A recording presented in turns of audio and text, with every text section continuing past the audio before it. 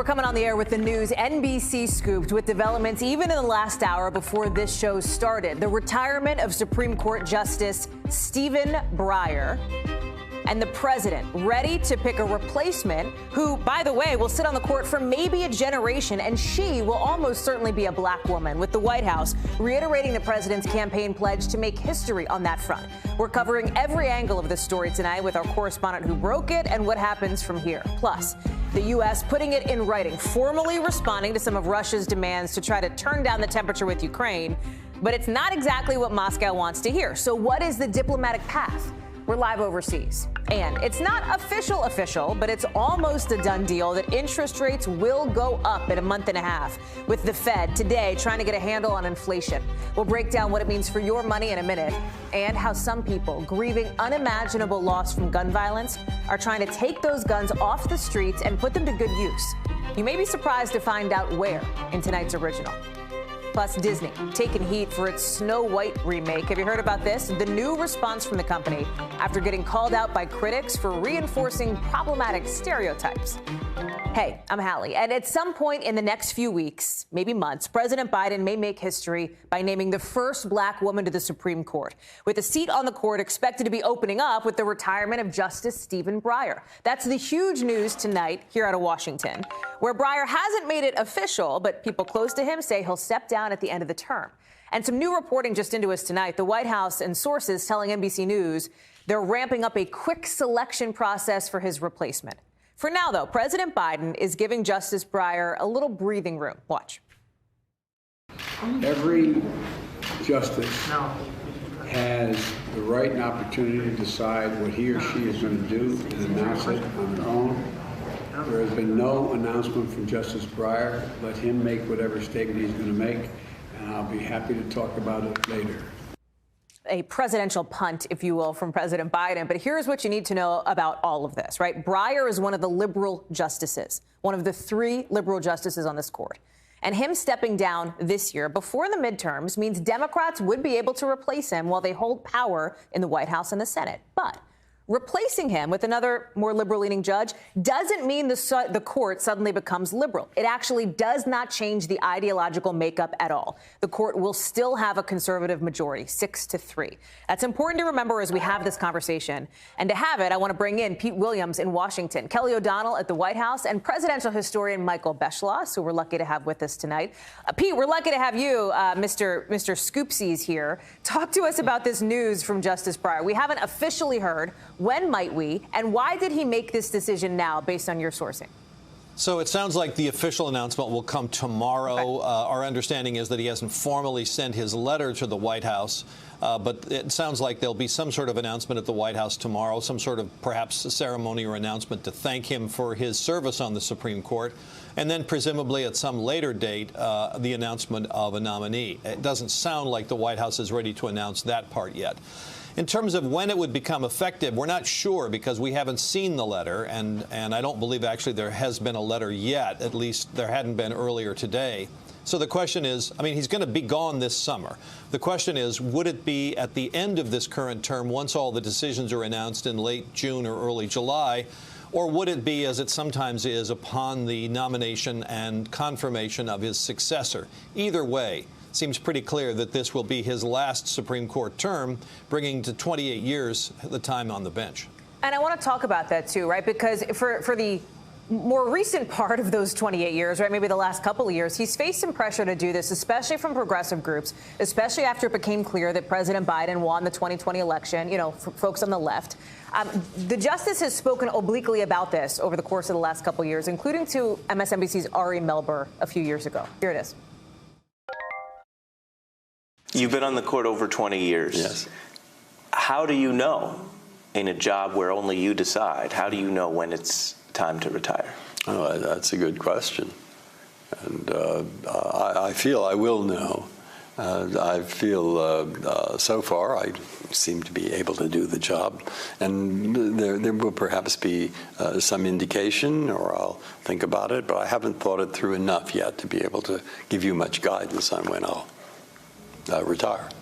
Clearly, he has thought it through since, Pete, but he's still going to be on the court long enough to see through some of these very big decisions, things like abortion rights in front of the courts, things like affirmative action. That doesn't change, right? Just because he's retiring doesn't mean he suddenly doesn't get a vote on that stuff. Oh, no, he'll be a full participant in all those cases in what's turning out to be one of the biggest, most consequential terms in years. And I think the full answer to your question is, I think last year, all this Breyer retire, the truck around the White House or the Supreme Court, all these people calling for him to step down now, I think that just had the opposite effect. It sort of stiffened his resolve to stay. But now he's a political realist. He can see the calendar. He knows there's a midterm election. And he had once said, I don't want to see somebody succeed, someone who succeed me who's just going to overturn everything I've done the last 2 decades. What's his legacy? Pete, you've covered the court for a long time, right? You know Justice Breyer. You know these justices. How will he be remembered from the legal perspective? Well, as a moderate conservative, he's not been a totally on the left justice because of his expertise in administrative law. He didn't always vote, for example, for the rights of criminal defendants, but he's been a consistent upholder of civil rights, abortion rights, affirmative action, a believer in the so-called separation of church and state, skeptical about gun rights. And, you know, somebody who, one of his former clerks recently described him as the eternal optimist, that he always thought he could persuade his other colleagues to come around. And he probably did play that historic role in the very first decision the Supreme Court made on the president's Affordable Care Act, Obamacare, when it looked like it was going to be going down in flames. It may well have been he who turned around the Chief Justice, John Roberts, and saved the day. And Pete, real quick, this would mean, right, when he does retire at some point this summer, gets replaced, the most senior liberal-leaning justice would be Sonia Sotomayor. Do I have that right? Correct. So what that means is whenever people on her side are in the majority, she assigns the opinion. Whenever people are on the other side, the Chief Justice assigns the opinion. So it's an important function.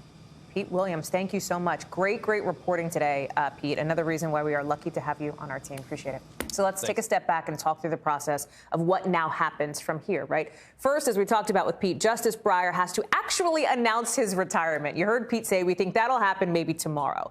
Then President Biden will pick somebody to fill that soon-to-be vacant seat. And like we reported at the top, we'll talk about this with Kelly O in a second, but the White House is ramping up. They think that's going to happen relatively soon. When it does happen, the nominee then heads to Capitol Hill for a whole bunch of meetings with senators. They'll have a hearing in front of the Senate Judiciary Committee, and then that committee sends the nominee to the full Senate. There's that vote. After that, a grand finale, a final confirmation vote with all 100 senators. And here's what's really important here. Democrats would only need a simple majority. After Mitch McConnell changed the rules for Supreme Court nominees a few years ago, it only takes 50 plus 1 votes.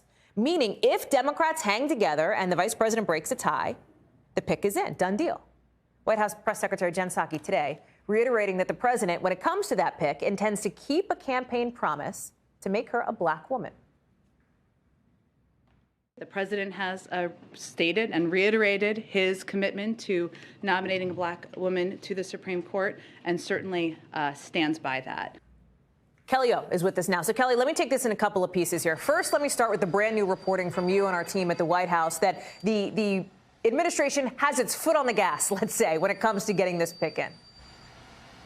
They want to move quickly, and they want to have a chance to use the time available right now to, I think, have all of the political benefit of it, as well as knowing they have limited time before the midterms. But at the same time, they're using this extraordinary presidential power to hold back time.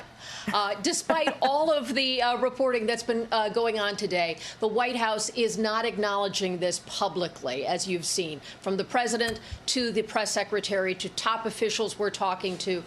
They don't want to go into the specifics of when the president will formally acknowledge Justice Breyer, celebrate his legacy, and do those next steps. At the same time, under the surface, the duck is moving very quickly. 100%, right. Yes, right. So very serene up top, moving quickly below. All the steps to set in motion the many different things, from public events, preparing lists of nominees, all the work that's required with that, interacting with the Judiciary Committee in the Senate, and, of course, outside groups, interested parties. There are so many aspects to this that really becomes kind of a cottage industry within the White House that is propped up for a period of time of a few months within an administration. And if you take the historic nature of what we expect based on the president's public commitment of having an African-American woman named to the court, it will take on a cultural moment as well. And so there's a lot happening here, but from the White House in a public-facing way, we're not going to hear much from them until Justice Breyer makes his announcement formally, and then really watch things begin to move. But in terms of the tempo, yes, they want it to move quickly for all of the advantages that can give them in a midterm year. Kelly, you said it, they're ducks right now, right? But let's talk about, when this process does kind of come above the surface, if you will. We know that the president has already appointed 8 black women to the appellate court. There seems to be a front runner emerging for the pick, right, Judge Jackson? So, yes, what the president has already been able to do is place nominees into the federal judiciary. He's had great success with that. And among that are some of the front runners that people are talking about.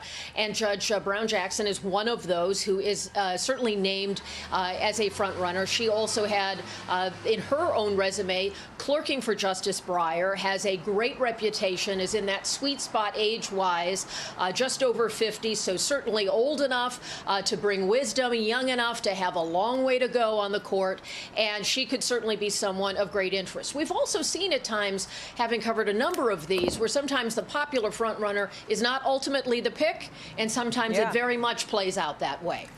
So we will just have to watch it go forward. But there will be a handful of nominees, certainly, who will be talked about prominently, and that will begin in earnest, and you'll have people who will advocate for their favorites, and will be reading the tea leaves, trying to understand who is perhaps among the president's favorites. But what the advantage the Biden White House has here is they have recent documentation, all the background, all the history that has been presented to the current Senate, and they have a recent record of sitting senators who have voted for these nominees, which means very hard to not vote for them again if they're elevated to the high court. Kelly, that's so important. And I know you have other reporting obligations and you got to go get on the phone, I know. But just please help us understand the Senate piece of this, right? Because that's where this goes. You make an important point that so far there has been unanimity on the Democratic side for other judicial nominees for President Biden. This is a potentially big moment for Chuck Schumer, bigger moment for President Biden, as you've laid out here. And Senator Schumer has said today they want to do this with deliberation, but they're also looking to get this done fairly quickly. I spoke with Senator Elizabeth Warren not too long ago, who said, we don't want to be, I'm paraphrasing, we don't want to be dragging this process out. They wanted to move swiftly, and at the same time, we all have to be aware of the fact that sometimes there can be surprises along the way. We've lived through that in recent years, not forecasting that would happen, but wanting to move swiftly is not the same as that happening. And so Democrats will want to set that in motion, and then we'll have to see how it goes. But where they feel confident about this short list is that they already know so much about these candidates, and they already have that track record. And that just makes it much higher probability of success for confirmation. And then when you look at Republicans in the Senate, like Susan Collins, a moderate Republican who has voted for the president's choice for Supreme Court, regardless of party, time and again, it may not be a Democrat's only prospect when you get to the end of the day. Kelly O'Donnell. And she was just reelected as well, so that gives her several years. Also true. Kelly, thank you. I know you've had a jam-packed day. I so appreciate you making time for us here. Good Thanks. to see you. I want to bring in presidential historian Michael Beschloss now. Michael, it's great to have you on. 2 quick questions for you here. One, let me start where Kelly left off here, because she mentioned the idea that this is potentially a politically potent moment for President Biden, right? We know that his approval rating across the board with his base is something like in the low 40s, right? The low 40%. Right. It is a big deal to his base, right? If he would be able to, as it seems like he will, nominate and get confirmed a new Supreme Court justice who, by the way, we're talking about these frontrunners in their, late 40s, early 50s, younger people who would be in place for potentially a generation. It's a legacy moment. No, that's exactly right. And one of the most important things, as you know, Hallie, that a president does is appoint a justice of the Supreme Court. And oftentimes that Supreme Court justice can change history more times than presidents do if you look through history. But here we are in a case where, you know, the court has gotten pretty diverse. It's got a long way to go still in 2022.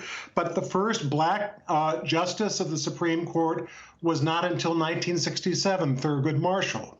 The first woman to be on the Supreme Court was not until 1981, Sandra Day O'Connor. So if we have an African-American woman, that's going to be a big moment in history. And you look at the stats here, right? Historically, of the 115 Supreme Court justices that have been seated, only 7 have not been white men, right? I think that's another way to look at this here. When you look, Michael, at the Supreme Court approval overall, right? We talked about President Biden's, but there's the court approval rating, too.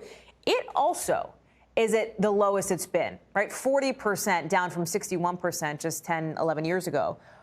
How do you see this, and how do you put this into context as far as the changing view that Americans have of the court? Well, it used to be, as you know, that the Supreme Court was one of the few institutions in American society that no matter what your ideological point of view or party affiliation, you respected the court. You felt that it was above grubby politics. People don't feel that way anymore. One reason for that is that the founders of this country hoped that Supreme Court justices would make decisions on the basis of their own beliefs after consulting with their colleagues. Now a lot of Americans think that the Supreme Court is just sort of full of robots. If you were appointed by a Republican president, you could be expected to vote this way, or a Democratic president that way. One of the great things about Stephen Breyer was that, yes, he was left of center, and yes, he stood for certain beliefs, but he could surprise you. And he was known for being extremely collegial and having great forces of persuasion with his colleagues. The Eternal Optimist, as we heard from Pete just a couple of minutes ago. Michael Beschloss, it is so great to see you. Thank you. I think this is the first time we've had you on this show, so I appreciate the debut. I love the show. Come back. Love being here. Thank you, friend. Thanks. Turning now to some news from overseas. Secretary of State Tony Blinken saying the ball is now in Russia's court after the U.S. made good on its promise to respond in writing to what Russia wants.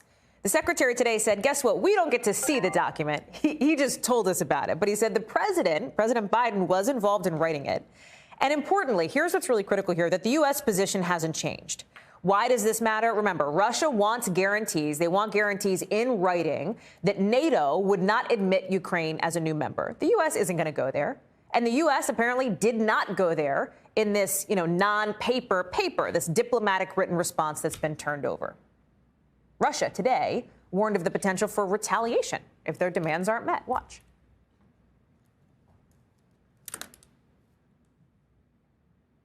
Well, just kidding. I'm going to tell you about it instead.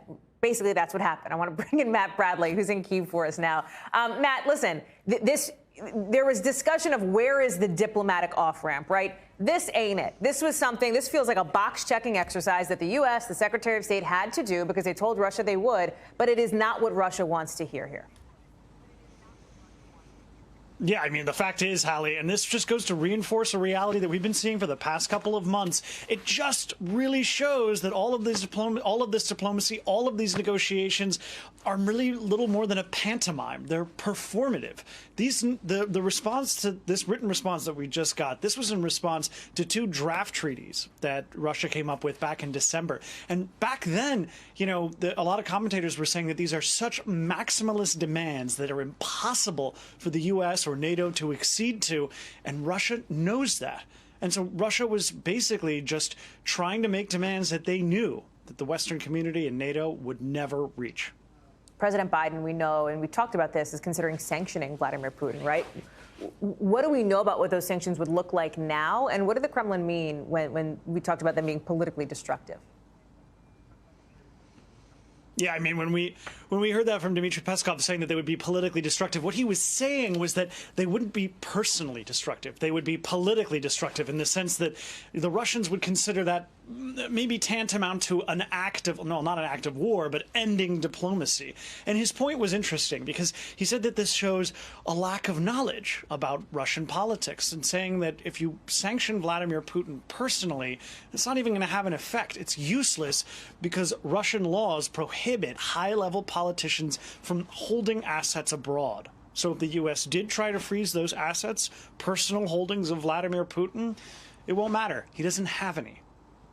Can I ask you, too, there's some buzz in this about, like, what's up with Germany, right? This idea, this discussion that maybe Germany's not holding up its end of the bargain. You've got Denmark sending fighter jets to Lithuania. You've got Spain sending ships, right, to go bolster NATO. France ready to send troops. The U.K. weapons to Kyiv. We're putting troops on alert here in the U.S. The president had said, you know, those might deploy in the near term.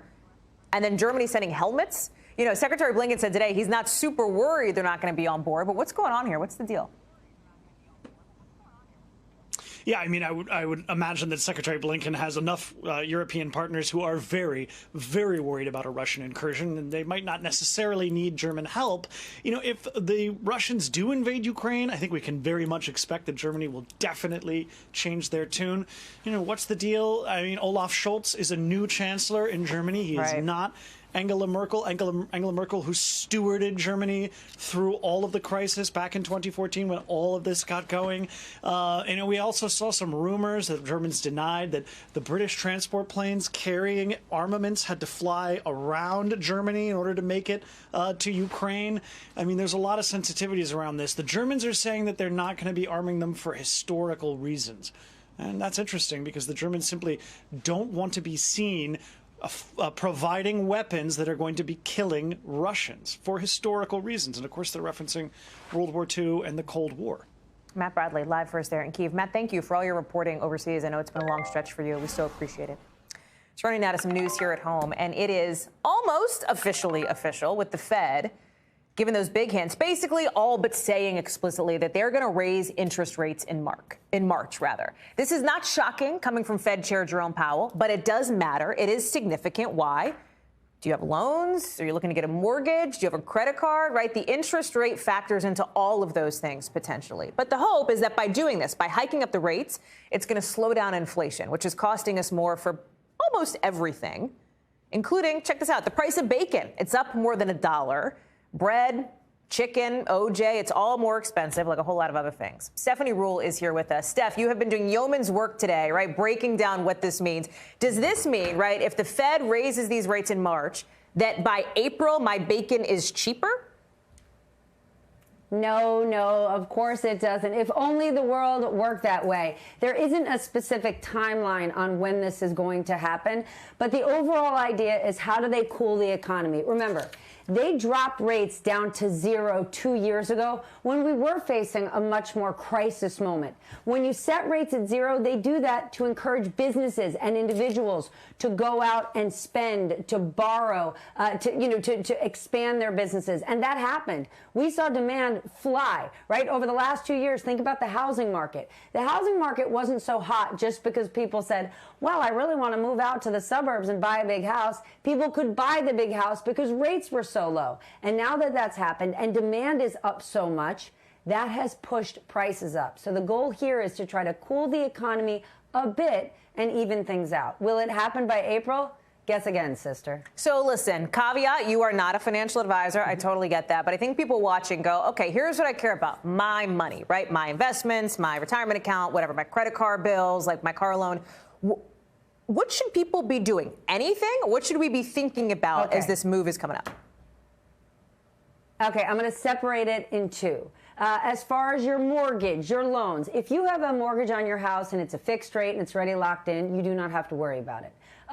This is a good time, if you haven't done it already, to refinance your mortgage right now, knowing that rates are likely going to go up. If you have a big purchase that you're going to need a loan for, do it today. Try to pay down your debts because, yes, when rates go up, it's going to be more expensive to get a mortgage, to get a loan, credit cards.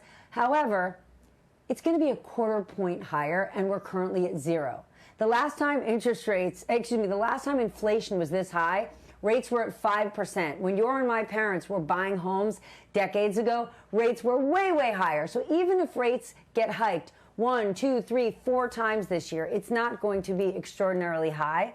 As far as investments go, we are not talking about being professional investors and day traders. That's a different group of people. that ain't me, girl. Retirement accounts for those who have retirement accounts and 401ks, things could be volatile for a bit. We're going through a different period of time, but in the long term, things haven't changed. Stephanie Ruhle, you're the best. Appreciate you being on. Thank you for breaking that down for us as you do so well. Coming up, a lot of the country dealing with some brutal winter weather right now, or they're about to be. And you might not be surprised to hear that climate change has a lot to do with it. We've got our friend Al Roker joining us to explain that right after the break.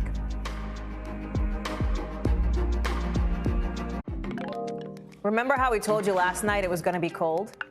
Well, guess what? It's cold today, very cold, so cold that you and maybe 226 million other people probably woke up to below freezing temperatures today. And if you live in parts of the upper Midwest and the Great Lakes, you got 40 degrees below zero. I can't even say it. How do you say 40 degrees below zero? I don't know because I've never felt it.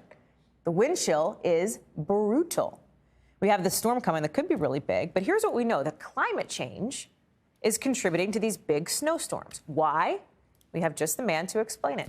Al Roker, who is joining us now. Al, I want to get to the climate piece in a second, but can you give me the latest on the forecast that we've been watching all day for this nor'easter/bomb cyclone? Because it seems like it could still go either way, right? Really intense or not so bad? That's right.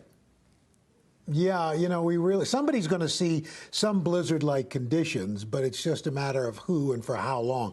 Let's go to the maps and show you that we're talking still some very cold air locked in over the next several days into the weekend. We're going to be looking at those temperatures dropping into Saturday. Now, here's our weekend storm scenarios. The European model has the storm coming up Friday into Saturday evening along the coast, curving closer to the coast, and so that means we're looking at about heavy snow from New Jersey to Maine with very gusty winds. Some places could be looking at blizzard-like conditions. However, let's look at the American model. This tracks a little further to the east, and the heaviest snow is confined to the New England coast, again, with very heavy snow and strong winds. Boston points to the north. The potential snowfall, Hallie, right now, we're blending the models together, taking an average of the two. Heavy snow stretching along the coast of New England, New York, on into New Jersey, with really extreme snow, the eastern end of Massachusetts, and then moderate snow stretching from interior New England, interior New York State, on into New Jersey and parts of the Delmarva Peninsula, Hallie. Al, I have to say, when we talked through the possibility for this situation here 24 hours ago on this show, you talked about how one of the things driving this was the really warm water. You had a map and you explained, like, this warm water that's in the Atlantic meeting this other pressure system. I'm not going to try to do my Al Roker impression, but I thought to myself, I wonder if that's climate change, right? I wonder if the reason why the water is so warm near these record highs is a contributing, symptom, basically, of climate change. Well, it absolutely is. And what we're looking at now, we've got this rapidly strengthening storm. We talk about rapidly intensifying hurricanes. Well, this is not a hurricane, but it is a rapidly intensifying storm. Take a look. The Gulf Stream waters, that's that warm ocean current along the East Coast. It provides energy and moisture for coastal storms. Well, guess what? Right now, the Gulf of Maine, those water temperatures are up to 10 degrees above average. This is near record. In fact, this past fall, we had record-setting temperatures in this area. So that provides that energy and that moisture for these coastal storms. Now, this storm is going to rapidly intensify as it cuts across the Gulf Stream. Lower pressure, a stronger storm. And that's when we get bombogenesis, the bomb cyclone, if you will. The pressure drops generally to make it a bomb cyclone, 24 millibars in 24 hours. Well, this is going to drop 30 millibars in 24 hours with hurricane force winds possible, gusts, and with strong snow. We could be looking, like I said, Hallie, at blizzard condition. Give you an idea. The American model for New York City, about 2 to 3 inches. The European model, maybe 12 to 16 inches, and the same kind of spreads for Washington, D.C. as well. So, we're just going to have to keep watching this and see how it develops. We'll be back, I'm sure, tomorrow, and we'll be chatting again. That, I hope, is a promise and not a threat. Al Roker, thank you so much. We'll look for more of you tomorrow morning on the Today Show. Appreciate it. Up next, with the CDC warning of this possible new variant, things have gotten so bad at schools in New Mexico, they're actually sending in troops to teach kids. Gotti Schwartz has the latest on that. And we shared a bit of what Antonio Brown had to say about his former team in a new interview last night. Well, tonight, he's saying he might sue the Tampa Bay Buccaneers. We got more on that in the 5 Things.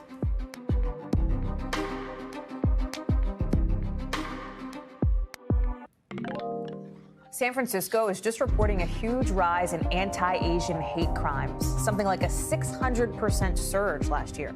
Our Vicki Nguyen has been all over this issue. She's going to have more for us in the backstory coming up. But first, let's get you over to the 5 things our team thinks you should know about tonight. Number 1, British police arrested 2 more men over that Texas synagogue attack earlier this month. Officials had already arrested 4 others in connection to the standoff, 2 of them teens who have been let go. The men taken in today are there for questioning, but it's not clear how they're tied specifically to what happened. Number 2, Russia has officially named Alexei Navalny a terrorist. He's an opposition leader who's been in prison, and some of his allies have been added to the country's list, too. It's been just over a year since Navalny, who's been obviously an outspoken critic of Putin, was arrested. You'll remember that sparked protests all around the world. Number 3, Thailand has become the first country in Asia to decriminalize cannabis. The health minister announced today that marijuana would be dropped from the country's list of controlled drugs. This also paves the way for people to start growing it at home. But there's still a question mark around the recreational use of cannabis there, something we'll watch. Number 4, Antonio Brown is apparently considering a lawsuit against the Tampa Bay Buccaneers over his controversial release. If you watched this show last night, you'll remember that clip of the former wide receiver in this new interview with Bryant Gumbel. Brown said the Bucs defamed him and tried to give him money to go to the, quote, in his words, crazy house. The team told NBC News it is not going to comment on what was said in that interview. Number 5, Rihanna is pledging $15 million to fight climate change. She says her foundation is donating the money to 18 climate justice organizations in the Caribbean and here in the U.S. The grants are partnered with Twitter's co-founder Jack Dorsey and his hashtag Start Small initiative. To the pandemic now, the president's COVID team today is saying the U.S. has now given out 400 million vaccine doses to other countries. Doses that are desperately needed. Why? Because the World Health Organization says we're going to keep seeing new COVID variants, and they may be worse than what we've already seen because not enough people around the world have gotten the shot. 3 billion people still have not had a single one of their vaccination shots. The WHO wants to get at least 70% of the population around the world vaccinated by the summer. Right now, it's at 62. A group of scientists in Texas are hoping to change that. In tomorrow night's original, our Morgan Chesky will tell us how these doctors created a new low-cost COVID vaccine, giving it to the world for free. We're excited for that one tomorrow, but let's talk about, too, what's happening tonight in New Mexico. With the governor and even National Guard troops ready to pull double duty as teachers.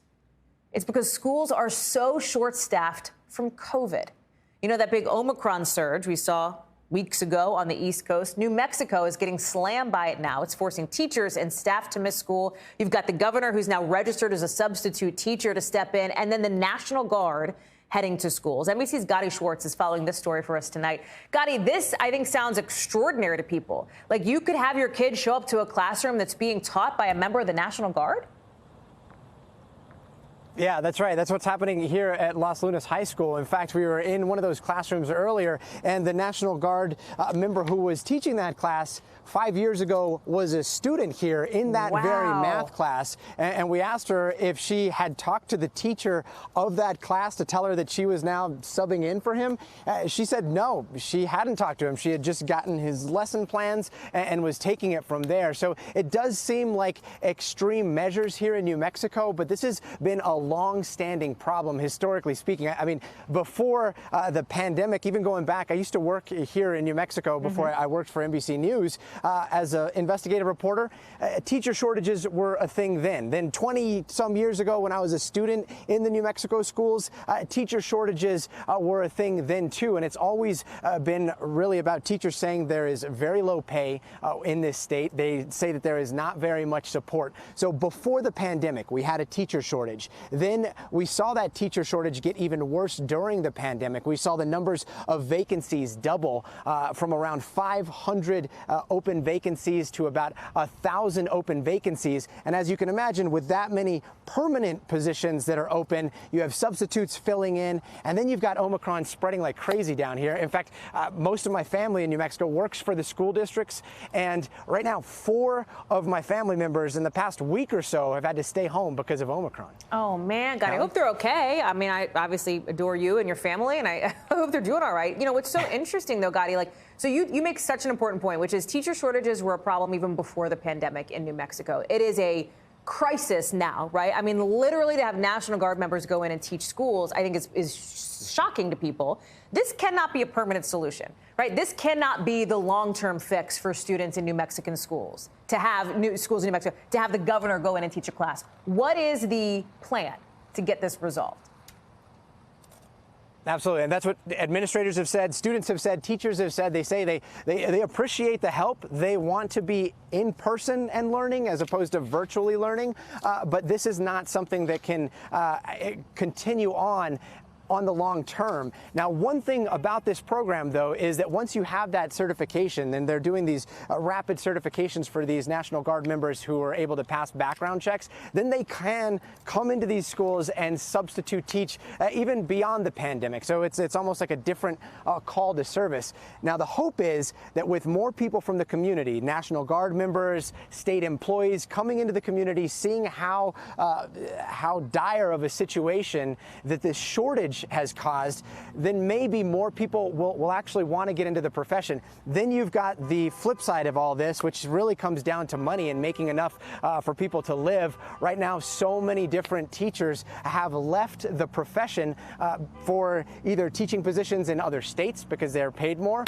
or to bartend. In fact, there was a TikTok that just went viral last month from a teacher in Albuquerque who told her class she was quitting her job because she couldn't afford to pay the rent, so she was going to go bartend and be a server. So one of the things that we have seen under this Governor Lujan Grisham, is that teacher salaries are being put front and center in a lot of the budget proposals.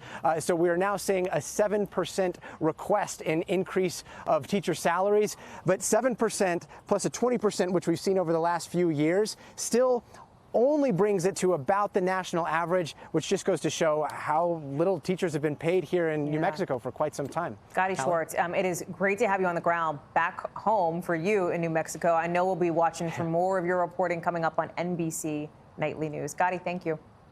Time now to get the backstory, our behind-the-scenes look at how a story comes together and how it fits into our bigger picture. And tonight, a new report from San Francisco's police department shows a serious rise in hate crimes against Asian people. The top line numbers are pretty scary.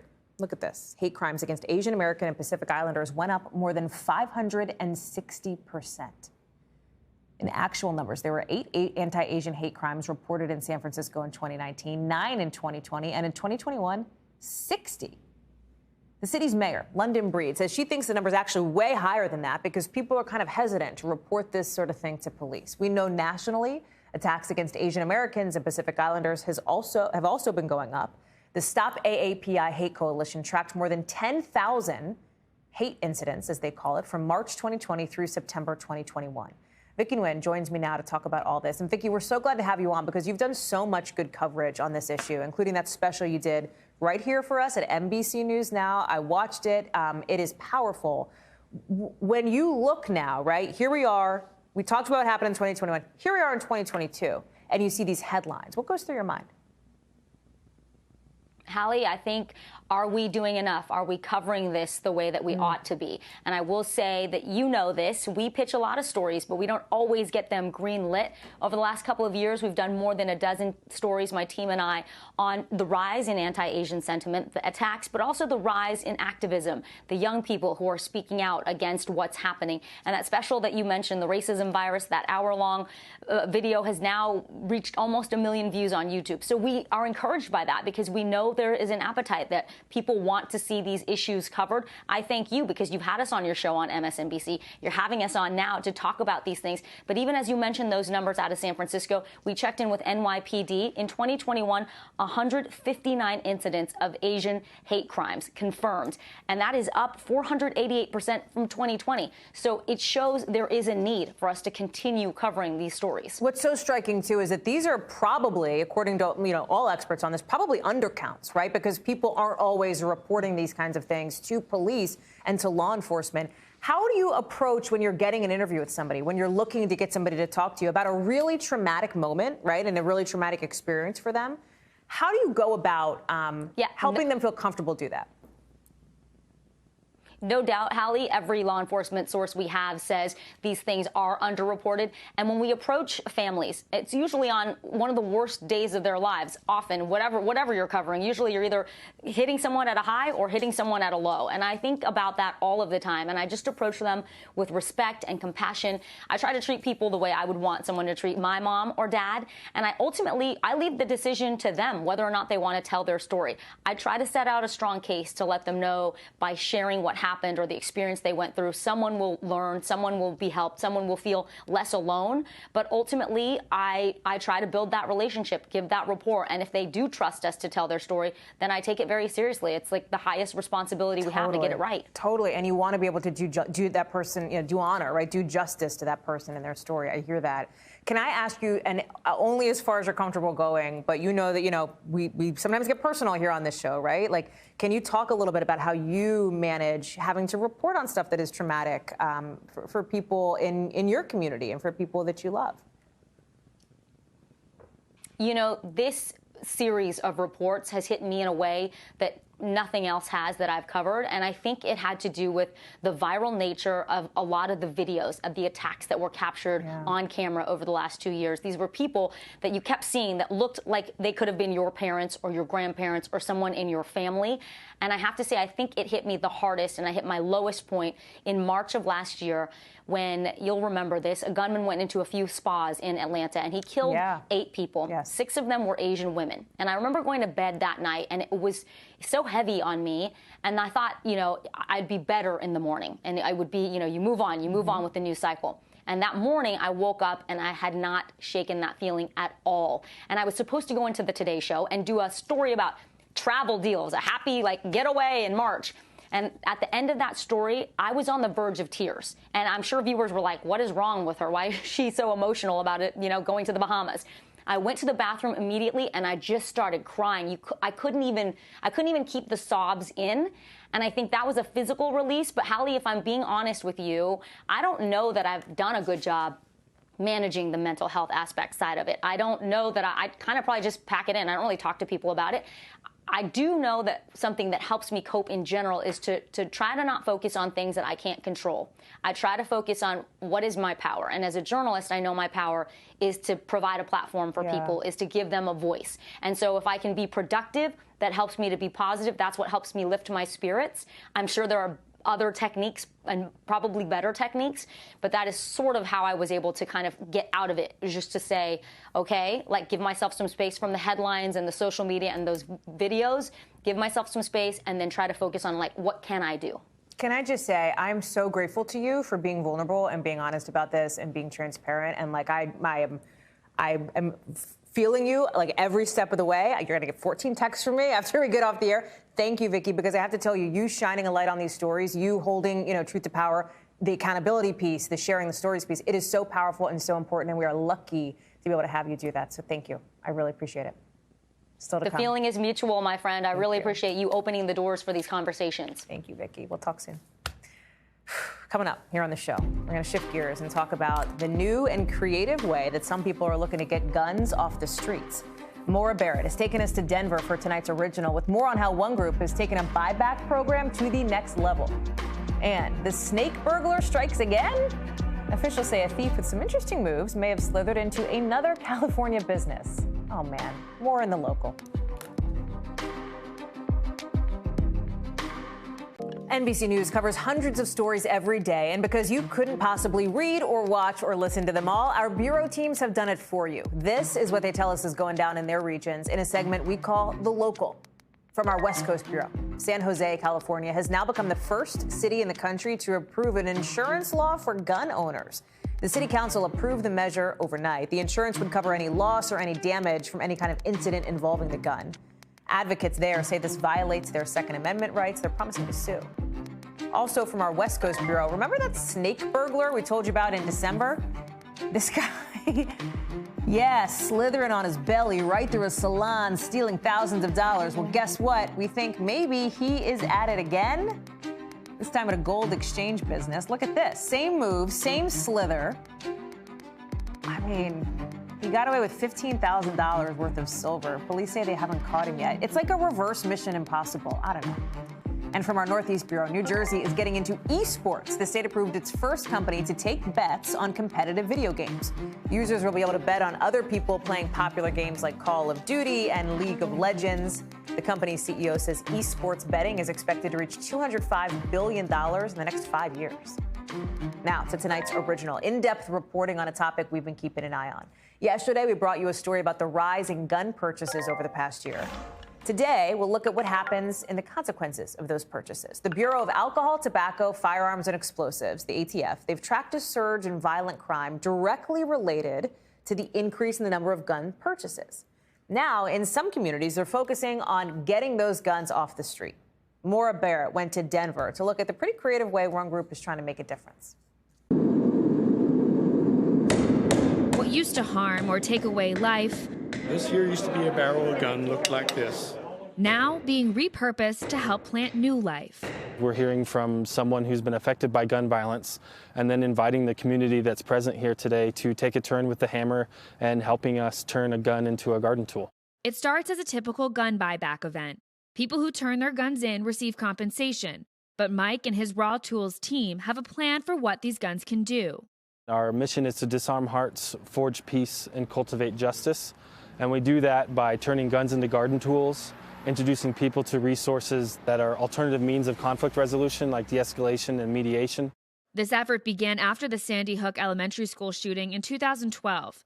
Since then, more than 1,000 guns have been through the process. But there's been a new push in the last 2 years, coinciding with a spike in gun violence, a significant increase during the pandemic, leading to more than 20,000 gun deaths in 2021. So these buyback programs are a great idea for public messaging and for changing the culture. If we start to associate guns with negative messages, so we celebrate the destruction of guns, that's probably a good thing for our culture. We have 400 million guns in circulation, and any contribution to reducing that is helpful. The idea of the transformation comes from a Bible verse about turning a sword into a plow. This, a modern interpretation that also serves the psychological effects of those impacted by gun violence. I lost my cousin to gang violence when I was a senior in high school here in Denver. He was murdered at a gas station during a gang conflict. It was really, really powerful to think about the literal reshaping of a thing of violence into something that's going to help cultivate and grow, and so just an actionable thing that you can do to try to help stop the gun violence. I took my frustrations out on the gun. I felt better. I loved it. Charlotta Evans knows that frustration firsthand. What drives me is the loss of my son, Kason Xavier Evans. I lost him to gun violence, children having possessions of guns, not being responsible with guns, adults not being responsible with guns. Her 3-year-old son killed in a drive-by shooting by Raymond Johnson, who was just a teenager at the time. I went to go hand Kason over to the paramedics, and he took his last breath in my arms. Speaking ahead of the gun buyback event at this church service, Evans has since forgiven the shooter, helping abbreviate his prison sentence and mentoring him as her own son, she says. Now, she uses her story to speak out against irresponsible gun ownership and the potential for restorative justice.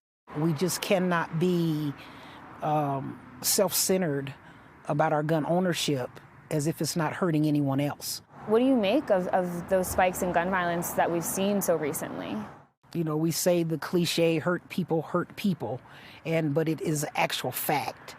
And we're looking at a lot of mental health issues a lot of trauma that's been untreated.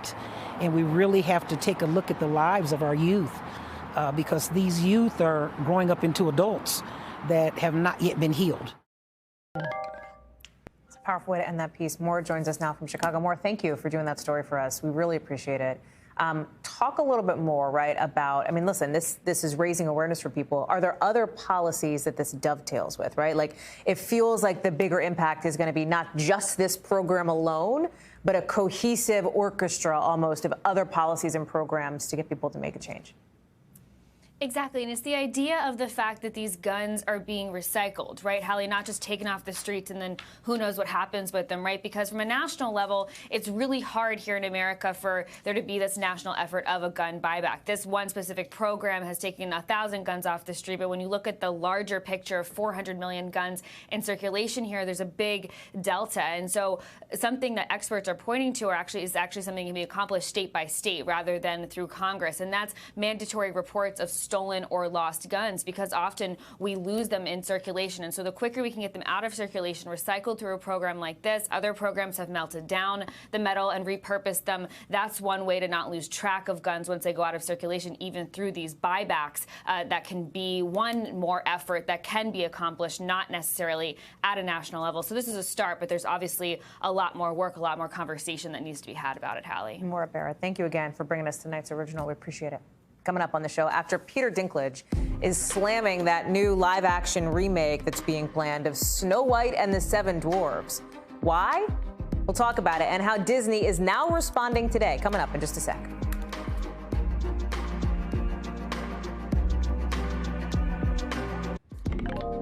Did you hear about this? Peter Dinklage, the actor, calling out Disney for its live-action remake of Snow White. Dinklage, you see him there, you probably recognize him. He's really famous. He was on this podcast, WTF with Mark Maron.